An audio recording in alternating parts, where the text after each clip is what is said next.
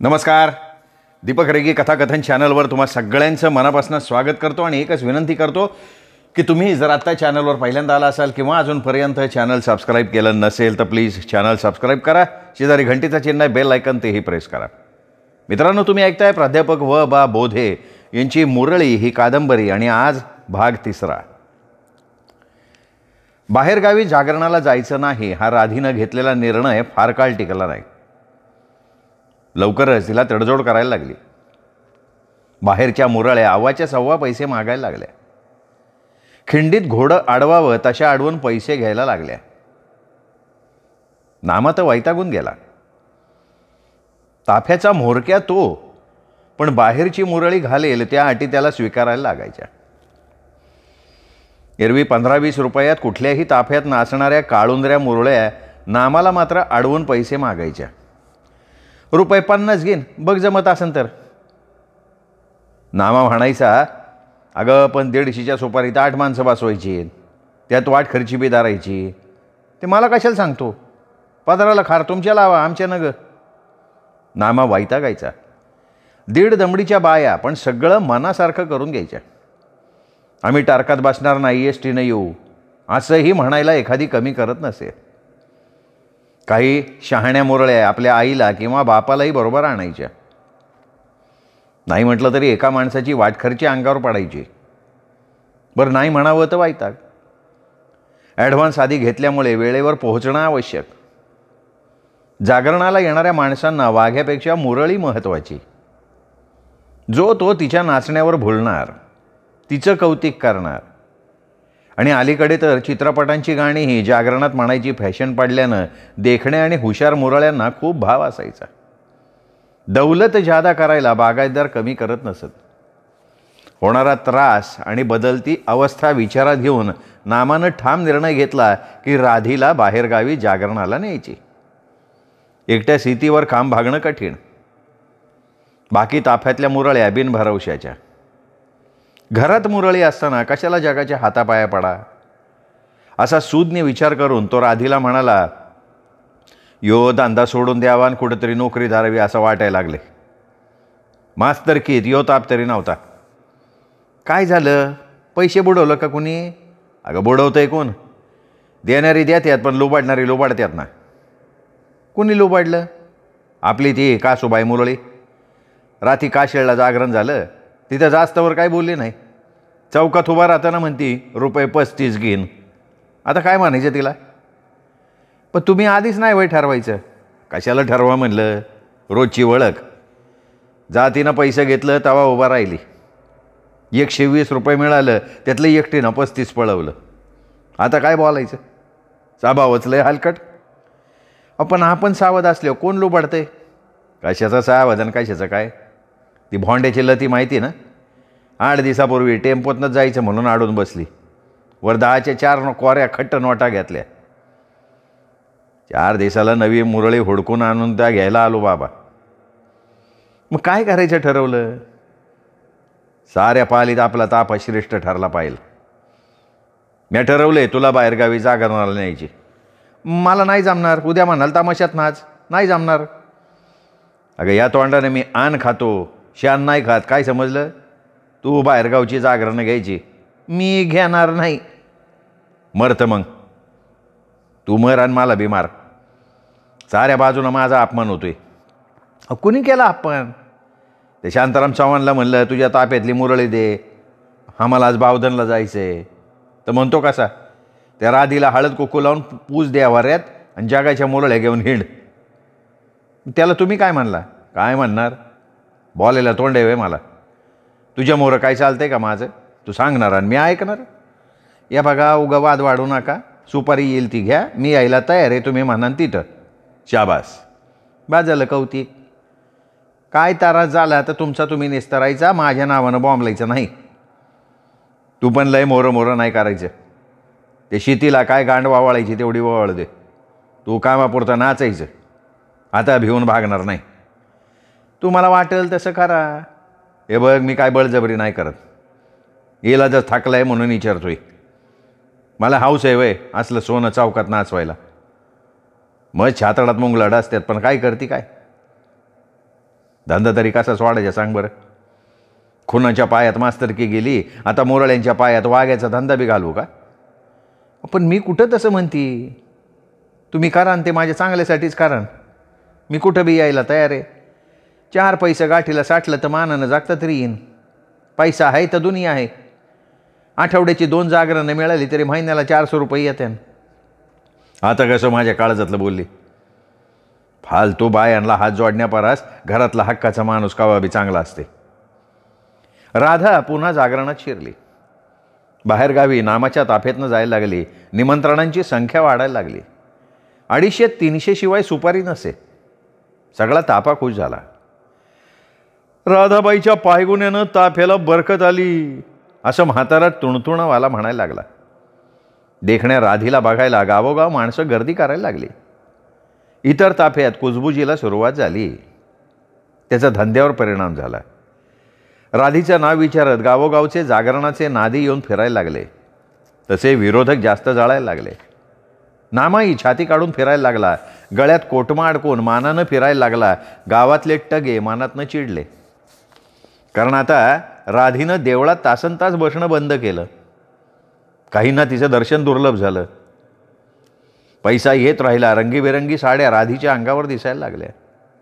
पोरगंही आता शाळेत जायला लागलं. नामा या सगळ्या प्रकारानं सुखावला.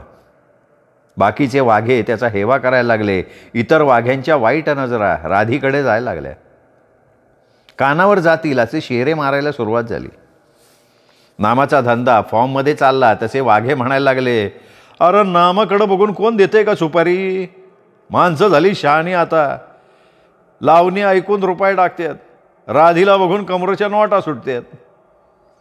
नामाही शांतपणे ऐकायचा आणि एकाएकी गॅस सिलेंडर फुटल्यागत फुटायचा. अरे कशाला माझ्या नामानं दात चावताय? तुम्ही तुमच्या बायका नाचवा की चावकाव, नाही तर सिनेमातल्या पोरी आणा भाड्याने. बोटं मोडून कुठे यश येते वे? अरे ज्याच्या खंडेरायाची मर्जी त्याला काय बी कमी पडत नाही. कोटम्यातला भंडारा मी निस्ता कपाळावर नाही लावत तर माझ्या काळजावर लावतोय मी. हा असा वाद नेहमी व्हायचा. नामाला गप्प बसणं माहीत नव्हतं. तिथल्या तिथे तो समोरच्याला चित करून टाकायचा. ही चितपट करायची खुमखुमी कधी हटत नव्हती. राधी मात्र कमालीची सोशिक होती. पडणारा शब्द ती गोऱ्या कातडीवर झेलायची आणि हळूच राख झटकल्यासारखी झटकून टाकायची.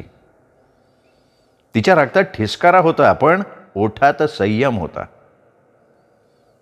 नामा बिडी फुकत बसला होता. जवळच बसून राधी भाजी निवडत होती. दोघंही कधी नव्हेत मोकळ्या मनानं हसत खेळत गप्पा मारत होते. म्हातारी पोराला घेऊन नदीकाठी जळण शोधायला गेली होती. वाहत येणाऱ्या काटक्या कुटक्या कडेच्या झाडकाडात अडकत पुन्हा पावसाळा संपला की कुणीही चुलीसाठी त्याच काटक्या ओढून नेत. शेणकुटं, काट्या कुटक्या, एखादा बांबू हमखास सापडे. म्हातारी बसून बसून गरजेपुरतं जळण गोळा करून आणे. दोघांच्या गप्पा रांगल्या होत्या इतक्या ते काळा सावळा जाडा माणूस आला. त्याच्या तोंडावर गुळमं होती. अंगात पांढराधोट शर्ट होता आणि खाली स्वच्छ पायजामा. एका हातात छत्री आणि दुसऱ्या हातात एक छोटीशी लहान कातडी बॅग.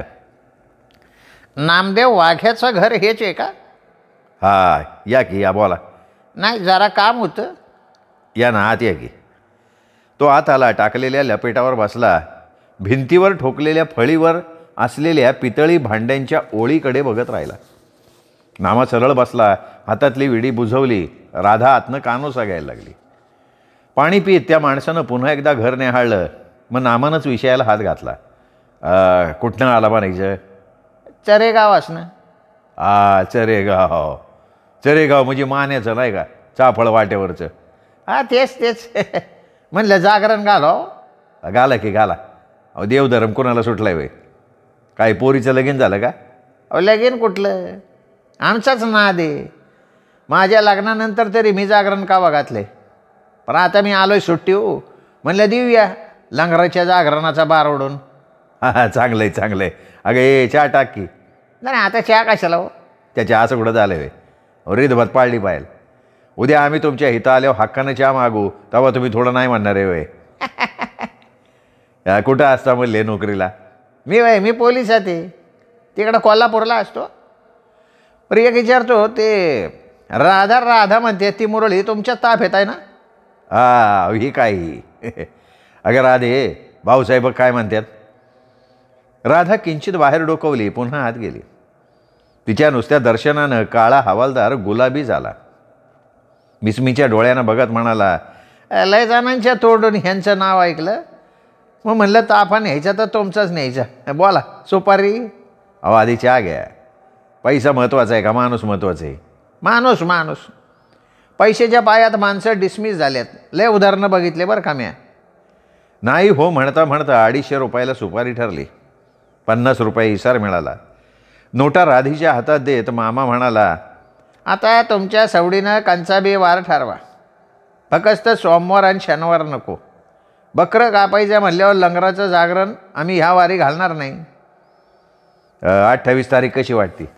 आयतवारे. चालेल की चालेल, पण आज 26 आहे ना. हा पण उद्याच्या दिवस आहे ना मध्ये. होय काय? हा माझी रजा मंगळवारी संपती. मग लगेच कसं जमणार? मग मोहरल्या रजेत बघू. त्याच्या तुम्ही जावा, रायवर नक्की ठरवा. नामानं कॅलेंडर खाली घेतलं. 28 तारखेवर चरेगाव असं लिहिलं. हवालदाराचं नावही लिहिलं. वाघ्याची बेडी ओढून उठता उठता हवालदार म्हणाला, राधाबाईसनी न विसरता आणायचं बरं का, सांगून ठेवतोय. पुन्हा म्हणाल ध्यानात नाही राहिलं. नाही नाही असं कसं होईन? आणखीन एक सांगायचं राहिलं. समजा समजा म्हणजे आम्ही त्यासने पाताळने असवलं नवं कोर मानानं, घेतीन का त्या? खरं तर राधाला त्या बोलण्याचा राग आला होता, पण ती आत्ता गप्प बसली. नामाही वैतागला होता, पण आता विसार घेतल्यानं काही बोलता येत नव्हतं. नुसतं हसून नामानं त्याला घालवलं. तो दूर गेल्याची खात्री करून राधा म्हणाली, मुडदा वाठारकर मोहित्याचा चुलत मेहुणा दिसतोय. नाही तर काय, माणसासनी मुरळ्या म्हणजे बुधवारातल्या वेश्या वाटतात का काय समजा. हलकट आहे हलकट. त्याच्या डोळ्यावरनं मी वाळकला. पोलीस नाही म्हणल्यावर शहाणा असणार आहे वया. 18 घराच्या 17 खिडक्यात मुडकं खुपसून बसणारी जात मुरळ्या हुडकायची राहती वय. काय आपल्याला त्याच्याशी देणं घेणं? म्हणजे जागरण काय चावड्यो घालणार आहे का? त्याच्याच घरी घालणार नवं वय. पण काय खातोय का तू? हसला हसायचं, रुसला रुसायचं. आपल्या कामाची गाठ. आता देखण्या बाईंकडं माणसाने नाही बघायचं तर काय गाडवं नाही आळीची का त्याने? हे बघा मी काय तिकडे येणार नाही. नग येऊ, इसार घेतलाय मी. तोंडाव पडलो मी म्हणजे हास दात काढून.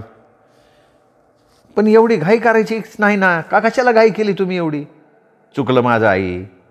तू ये नाही तर कुठले बी मुरळी बघतो, आला दिस उभारतो. अहो गंमत केली मी तुमची. मी नक्की येईन. तुम्हाला काय वाटलं खरंच म्हणती वय मी? तर काय बायकांचं सांगता येतोय. आत्ता वय म्हणतील, तासानं बदलतील. राधा गोड हसली. भजी तव्यात परतायला टाकली. तेवढ्यात मिशावाला रंगा पुजारी आला. कपाळ भंडाऱ्यानं बरबटलेलं, अंगात नुसती दंडकी, उघड्या दंडावर कधीतरी लावलेले भस्माचे पट्टे, धोतरही भंडाऱ्यानं तांबडं पडलेलं. या की पुजारी बसा. आणि आता बसायला येळ नाही. कराडावरनं 2 नवरदेव आल्या, ताबडतोब तयारीनिशी या. येतो येतो, चला स्वयंपाक आटप लवकर. गावातलं जागरण म्हणजे 15 मिनिटाचं. बाहेरगावचे नवरदेव यायचे ओळखीनं. जुन्या वळणाच्या पुजाऱ्याच्या घरी उतरायचे. पुजारी प्रत्येक नवरदेवाकडनं 30-30 रुपये घ्यायचा. वाघ्या मुरळीला फक्त 15 रुपये द्यायचा. नवरदेवामागे 15 रुपये त्याच्या खिशात जायचे. 15 रुपये ताफ्यातली 5 माणसं वाटून घ्यायची. पुजारी गब्बर होत राहायचे. दिवसाला 100ची नोट सुटायची. बिचारे वाघ्या आणि मुरळ्या ₹2 रुपयासाठी घासाफोड करायचे. घरी बसून तरी काय करायचं म्हणून अशी येतील ती जागरणं नामा घेत राहायचा. पुजाऱ्याला दुखूनही उपयोग नसे. तो लगेच दुसऱ्या ताफ्यातल्या म्होरक्याकडे पाळायचा. 2 रुपयात जागरण घालणारे काही महाभाग होते म्हणून नामा पुजाऱ्याशी वाद घालत नसे. पुजाऱ्याला दुखवतही नसे. रोज 1-2 जागरणं सहज मिळत. निदान बेडी काडी सुटत असे. लंगरचं जागरण मिळालं की तो खुश असायचा. मूळ सुपारी तो साथीदारांना कधी सांगत नसे. 250ला ठरलेलं जागरण 200ला ठरलं असं म्हणत असे. साथीदारही फारशी तक्रार करत नसत. टवाळागत फिरण्यापेक्षा 10-5 रुपये मिळाले तरी खुश. उद्या सकाळी चरेगावला जायचं नक्की झालं. शनिवारीच नामानं सगळ्यांना सांगून ठेवलं. सिती मुरळीला पण सांगितलं. तुका केंजळे हा नामाचा जोडीदार वाघ्या. त्यानंच सितीला रखेली म्हणून ठेवलं होतं. जोडी शांत, कष्टाळू. नामाच्या कधीही शब्दाबाहेर न जाणारी. स्थिती तर अतिशय समंजस, राधीला सांभाळून घेणारी. पूर्वी करायची ती हेकटपणा, मनातल्या मनात राधीवर जाळायची. पुढे स्वभाव बदलला, स्वतःसारखी सरळ आली. आपण चेरगावला जायचं नाही हा निर्णय राधीनं मनाशी पक्का केला होता. हवालदाराच्या डोळ्यात त्याच्या कृष्ण कारवाया तिला दिसल्या होत्या, पण नामाला दुखावणं तिला शक्य नव्हतं. त्याला नकार कसा द्यायचा याचा विचार ती करत होती. रात्रभर ती विचार करत होती. तो बरंच काही बोलत होता, अंगाशी झटायला बघत होता, पण कंबर दुखण्याचं निमित्त करून ती गप्प होती. अंगात किंचित तापही होता. कूस बदलत तो म्हणाला, हे बघ आता झोप, उगा जागत बसू नग, सकाळी लवकर उठायचे, 10ला गाडी आहे, जेवण करून जाऊ घेतनं. हां, कसला विचार करते तू? अहो कुठं काय, अंग दुखतंय सगळं. दिसभर काम करतेस, पोर काय आजीकडं झोपलं काय आज? अहो न झोपून काय करते? बापाला आहे का सवड पोराकडं बघायला? सुपारी मिळती कधी आणि पळतोय कधी? अगं मी काय माझ्या एकट्यासाठी करतो का सगळं? अहो आम्ही कुठं काय म्हणतोय, झोपा आता, 10 वाजले. तो बघता बघता झोपला. मटण खाऊन झोपल्यासारखा घोरायला लागला. ती अजून जागीच होती. नकार द्यायला एखादं सबळ कारण शोधत होती, पण ते सापडत नव्हतं. झोपेतच तो जवळ सरकला, तिला जवळ ओढून खेटून झोपला. त्याच्या स्पर्शानं ती भारावली, पण तो गाढ झोपेत होता. तिचा झणाणता उबदारपणा जाणवण्या इतपत तो शुद्धीवर नव्हता. ती त्याच्या पाठीवरनं हात फिरवत विचार करायला लागली. इतक्यात तिला एक भन्नाट कल्पना सुचली. ती स्वतःवर खुश झाली, खुदकन हसली. त्याच्या चेहऱ्यावरनं आपला सश्याच्या पंजासारखा हात फिरवत शांतपणे झोपी गेली. सकाळी ती लवकर उठली, आईकडे गेली, आईला बोलावून आणलं, स्वयंपाकासाठी चुलीपुढे बसवलं आणि आपण स्वतः कोपरा धरून बसली. जवळ एक तांब्या उपडा ठेवला. नामा उठला, जांभई दिली, उठून बसला आणि भिंतीला टेकला. जवळच पडलेली मळकट दंडकी अंगात चढवली, टोपी घातली, टावेल कमरेला लावून तो टिनपाट बघायला कोपऱ्यात गेला. अगं राधा, तू का कोपऱ्यात बसली आणि चुली मोरं कोण धडपडते? अहो आई आहे. तुला काय झालं कोपऱ्यात बसायला? कर्माचा भोग जळतोय माझ्याच मागं इचवाचं प्याव लागल्यावानी आपणा लागल्यात. काय पाप केलं हो म्या? आता आज जागरणाला जायचं, ते नेमकी पाळी आली बघा सकाळी. जाऊ दे आता, आपल्या हातात काय. तिला जरा बरं वाटलं. तो मिसरी लावत थोडा वेळ थांबला, पुन्हा टिनपाट सावळत नदीकडं पळाला.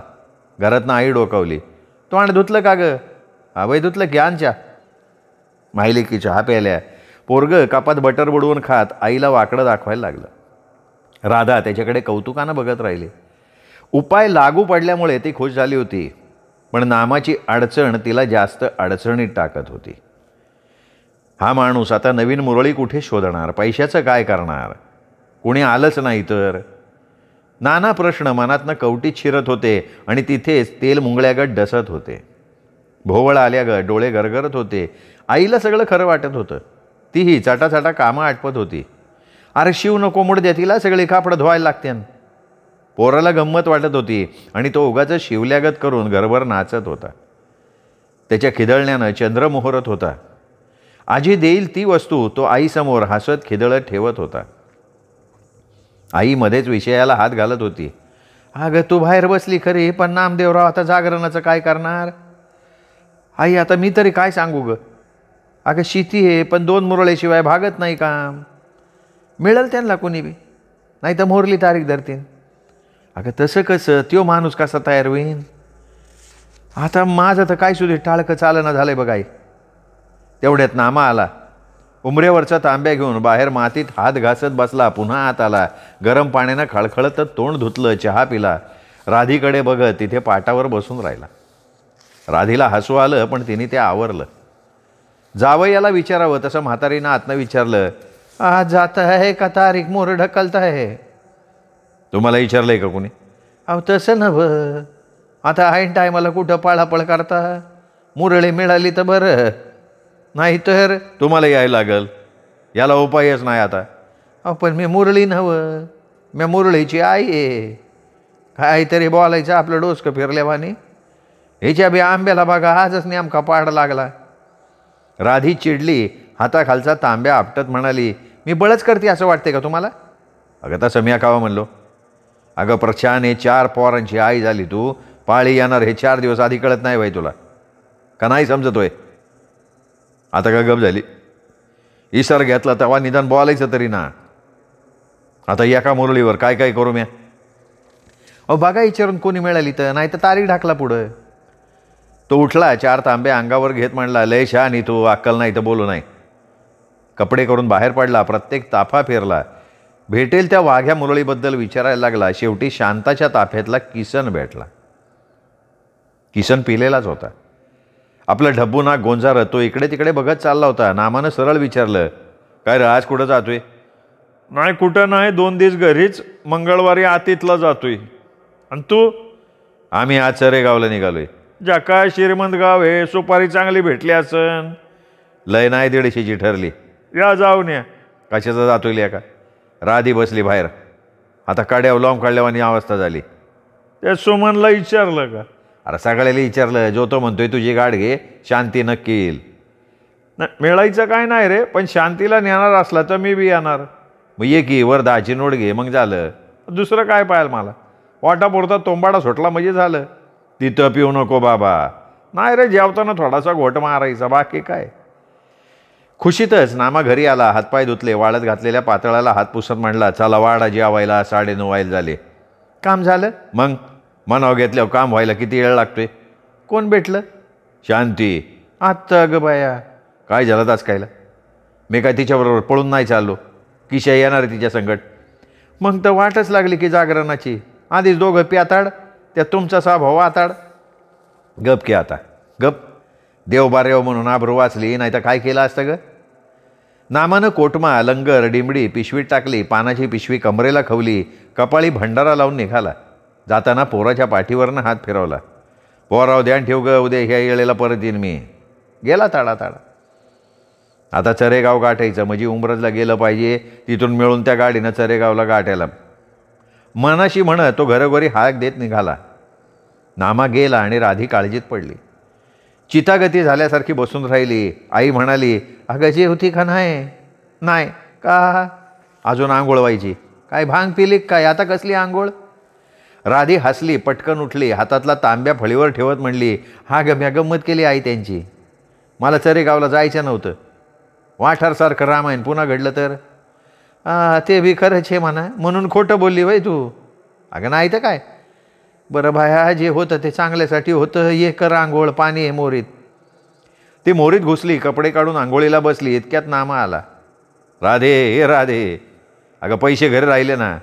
आता राधे ती 50ची नोट कुठं ठेवली? राधी कुठं आहे? राधा वया. अहो मी राधा विचारतोय. बाहेर गेली, बाहेर सांडासला. ज्या माईला तिच्या 10 वाजूस्तोवर कोपरा धरून बसली. आता सांडाची आठवण झाली वय.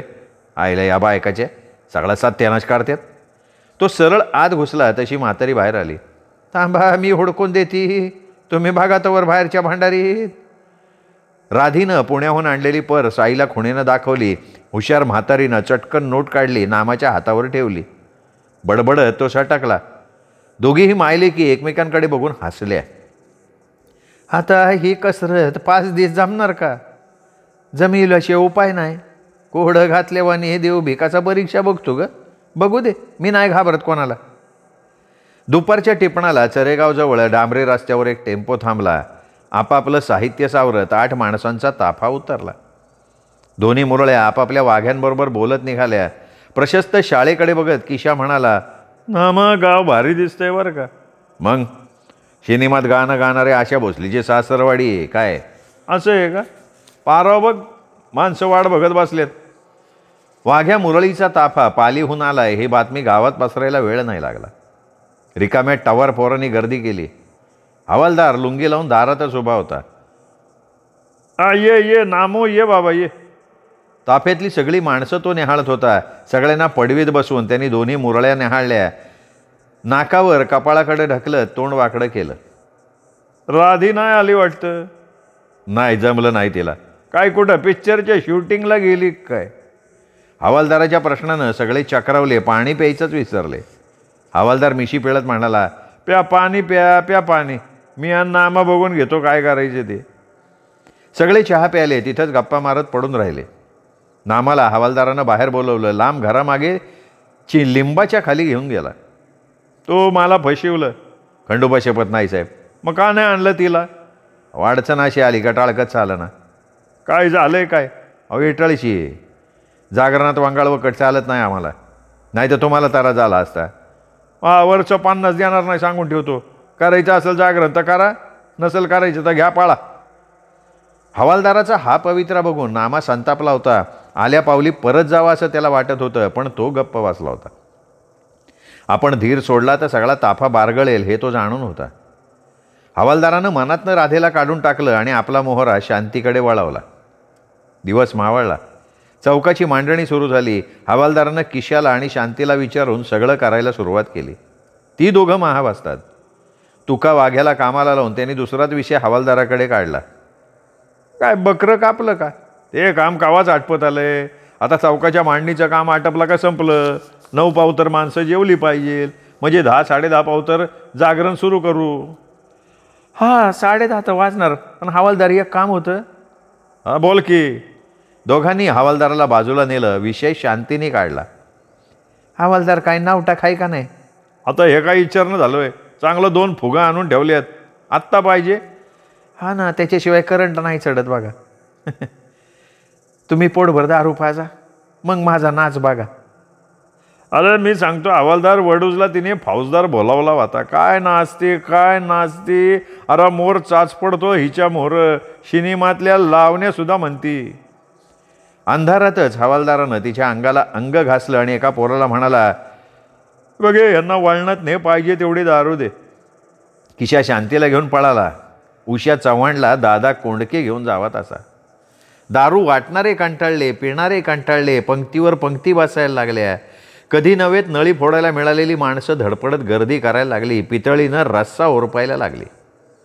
ताफ्यातले बहुतेक मजेत होते, पण नामा अस्वस्थ होता. 10 वाजून गेले तरी अजून किसनचा शांतीचा पत्ता नव्हता. हवालदार खूप प्यायला होता. नामावर खेकसत होता. आता आटप की लवकर जेवण. जागरण कवा फाटं उभा करणार आहे का? खरं तर बहुतेकांची जेवणं आटोपली होती. लंगर बांधला होता. डिंबड्या तापल्या होत्या. माणसं जमत होती. स्पीकर दणाणत होता.